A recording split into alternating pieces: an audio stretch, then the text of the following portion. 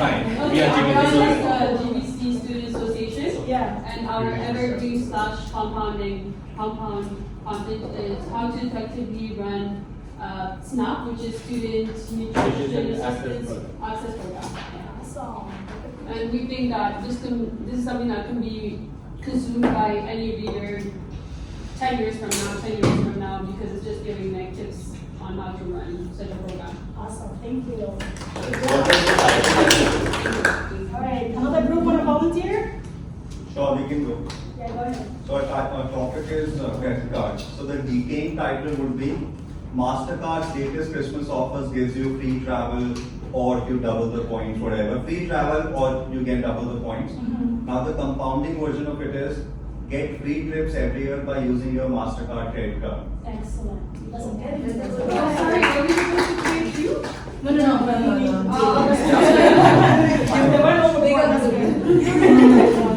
All right, another group want to volunteer, and then we take. So yeah, we have the cleaning services. Yeah. We said like 60% of the people struggle finding respectable cleaning services So. using the percentage. Good job, well done, guys. All right, we're gonna move on unless anybody have questions. But that was a good exercise. So now you guys all master creating content for your brand. Awesome. So now let's dive in deeper and actually understand some establishing your brand pillar. So step one is brand pillar should come from your company value. That's something we're going to be establishing. So this is whether it's coming from you as a CEO or just from your company overall. Like what does your company actually offer? And then other thing you can also do, the values kind of feeds into your personality and behavior. Some brands are fun brand, like Wendy's, they always do jokes on Twitter. Or other brands that could be serious, like farm magazines, nothing jokes in there, it's all business, corporate.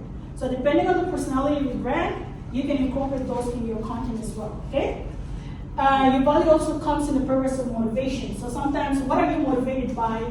What type of things? So for me personally, Neecee, Lexy, I am motivated to help connect with entrepreneurs and also share stories of business owner, because I feel like there's a lot more to learn from. If once you learn the story of the CEO, you'll be able to connect more with their businesses. And that's why I actually started my blog. It's just to have that background stories, how they actually started business.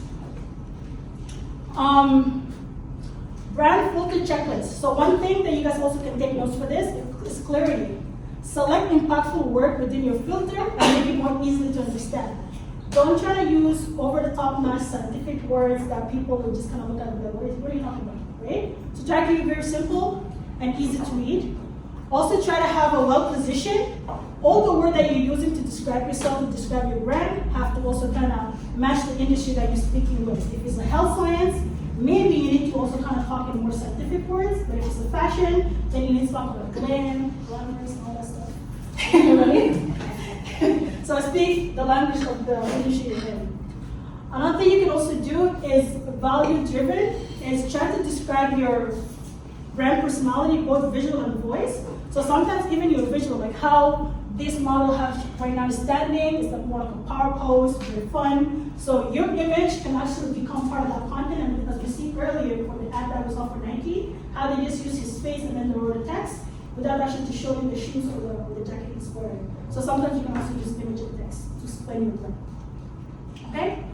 Show proof. So filter behavior, actions also matters, depending on what the brand is doing. As we talked about value proposition, I know that's something also Neil has taught us in a couple of slides and weeks back. So why? Customers should buy from you overall, right? Or your competitors. That is something all of you guys should be able to establish. What is the unique thing that you're doing that is different from your competitor? So if Apple and Microsoft are trying to compete with each other, what does Apple does better than Microsoft? So Apple needs to also establish that. I know in their website they say they're light year ahead. So that is basically explaining the devices, explaining how everything is well connected, and why there's more users for you see with Apples as opposed to Samsung now. I don't know if you're gonna check around, other Macs here, right? There you have it. And how should your product or service solve or improve problems? That's also another thing you can also do. My business, Neecee, Lexy, the problem that I solve is I help to build network and connect with people around the world. So I have people interview people from Australia, from from Africa, from UK, and some of these people actually end up getting grant for their businesses is because they were featured on my blog. They use that as a cover up where they can be able to go to what's it called, funders, and be like, I was featured in Canada's blog and I'm living in Africa. I need grant for my business so I can start up. I actually have a lot of success stories because of that. So these are some things that you can also use as kind of proof as to what value do you offer when you do that. So step 2 is creating your personal brand FOB, which is the thing that you guys asked earlier. Feature, facts about your brand, products or service, advantage, what the feature actually does, and the benefit, why should you use their value, and the advantage. And these are some of the stuff that's also got covered in the video we just watched. Here's an example of a fact statement by Nike. As you can see, this is one of their new Luna shoes that they produce. The feature is pressure map outsole. The advantage is the outsole provides targeted cushioning. Benefit is super soft. You can hardly feel the ground. Very simple, and that's also part of the copies that are actually going to be used in the ad itself. They can use this as a content in the ad, a content in the website, and also a content in the blog, just by stating those features on the phone. Okay? Another example of Uber, a lot of you guys probably this morning took Uber to be here, or taking it home back. So how Uber positioned theirs is that tap the app and get a ride. How easy is that? I remember when I was younger, my mom is like, stranger danger, don't get into nobody's car, but now we're able to do it, right? That has changed. So Uber is the shortest way to get you around and get you tapped into the cars, come directly to you, and you feel like a VIP celebrity. So there you have it, right? So these are also part of the features that Uber will actually directly put in their content. With the images, these are all kind of part of the content they're creating in order to kind of provoke you to actually download an app and actually get into the car without feeling unsafe. It's step 3, which is my favorite. You're gonna look like you've been posting every day without actually being on your computer. Content calendar, okay? I spend a lot of time by doing this. Right now I should have some ads that are running and posting on calendar on here. So, centralizing tags, ensure that all channels are accounted for it. Thing is to visualize your content all across platform, knowing what you use. As a business owner, you need to understand, okay, what platform do you actually want to be in? Are you going to be on Instagram? Are you going to be on TikTok? Are you going to be on Facebook?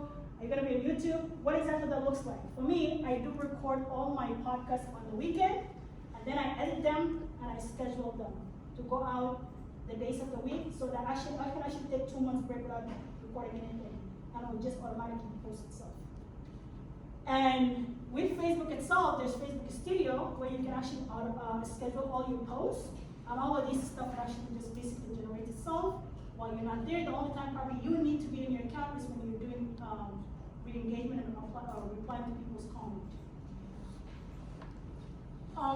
The rules of third, so content should give generally the following of this portion. So about the company and the business, and it could be shared content, sorry, this slightly bent over, but this is called shared content. And original content is the human aspect of things, of your brand. Make it more human. People don't want you to just kind of sell.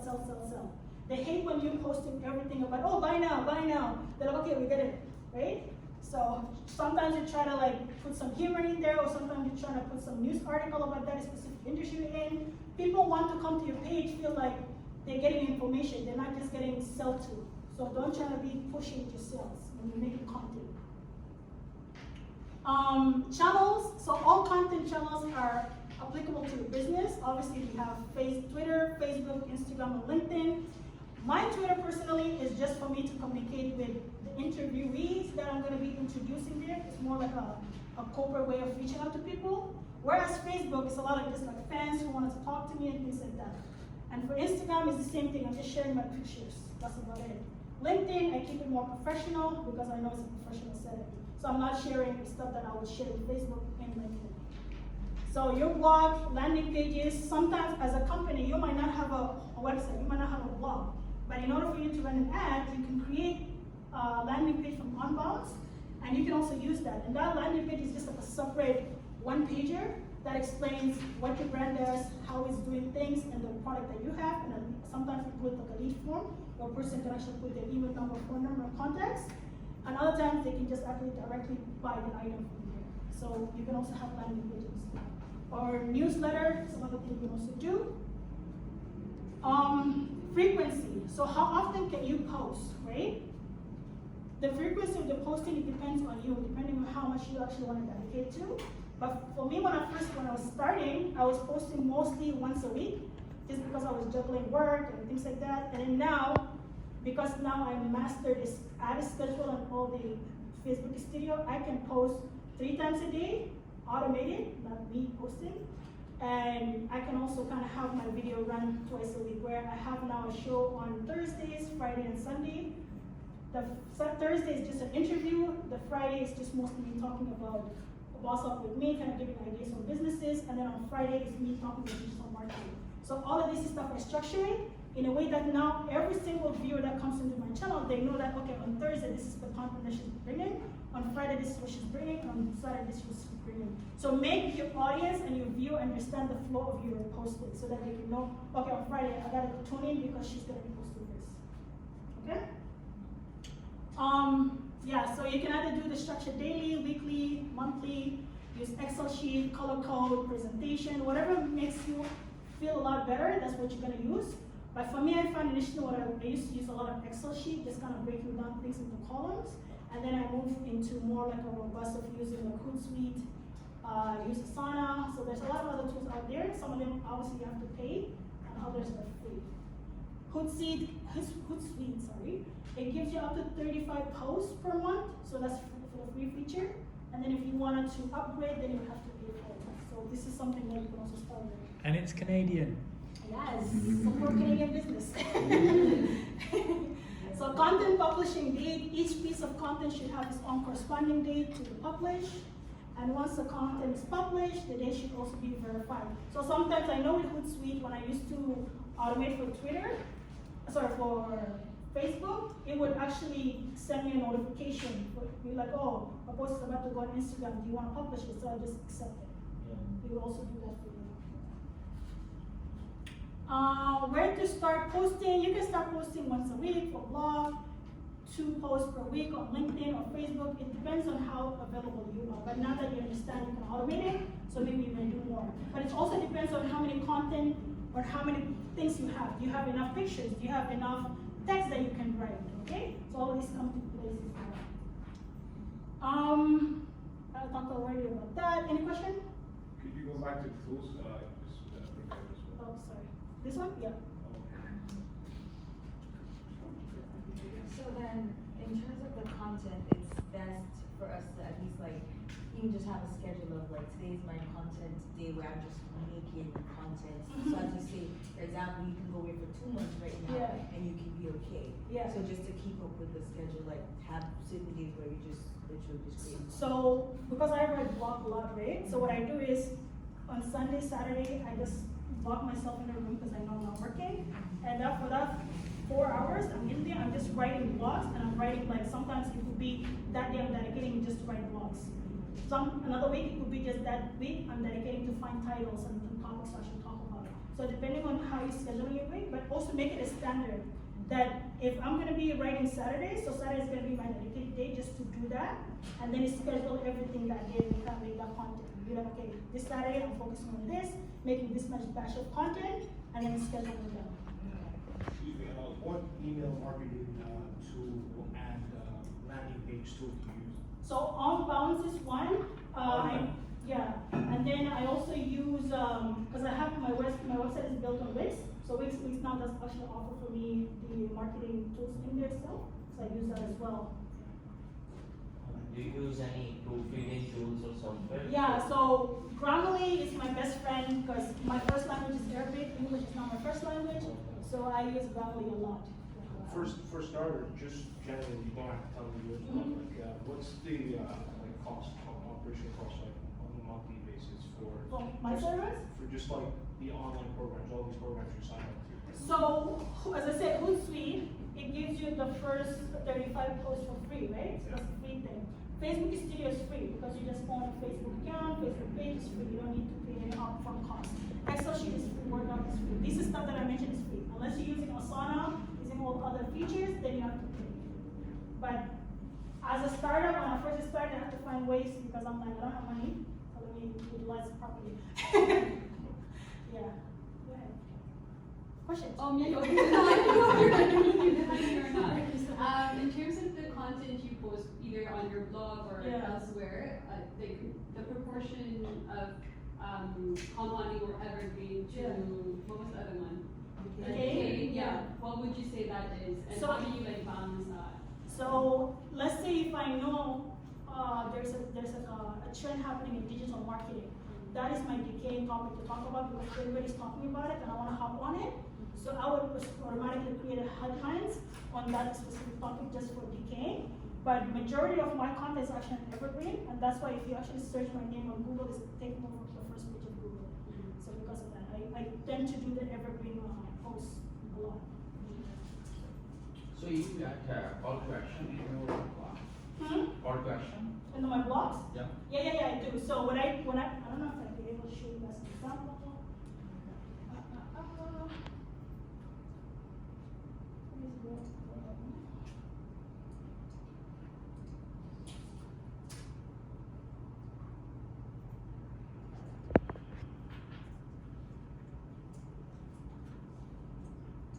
Just hit dismiss, Lexy. I'm here. Alright, so if we go here, so these are all where my blog is landing. So I have the key learning ones. So if you click here, you scroll down, you see all these content. So let's say I click on what is Google Ads, right? So this is a type of evergreen type of headlines. And then I just go in here and I explain. I always make sure that I put like bold text. And I always include like high quality images. And also you can see there's a Pinterest, right? I also link this to Pinterest because Pinterest also drives traffic to your site. That's a good point you have. And if you go all the way down, you will see that I have also previous videos. So I'm linking my videos to my YouTube. So if you land here, you can end up going to one of my YouTube videos and watch it. And if you wanted like additional resources, I link from my previous blog. So if you go how to grow your business, you click here, it takes you to my other blogs that I have. So that's how I try to do more linking to keep people longer in my site.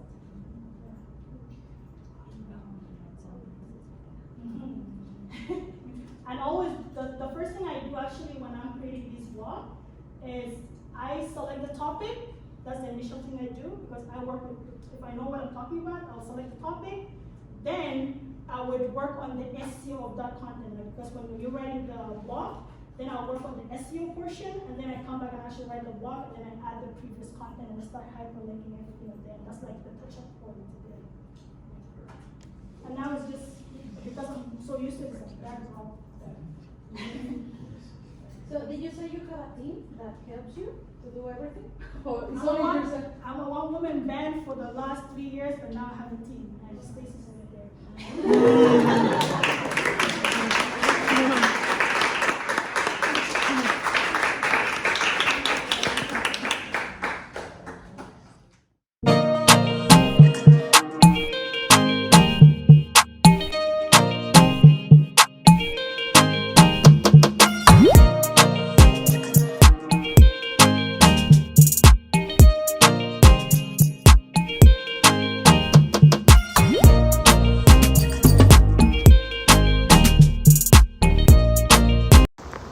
Alright guys, so I just finished.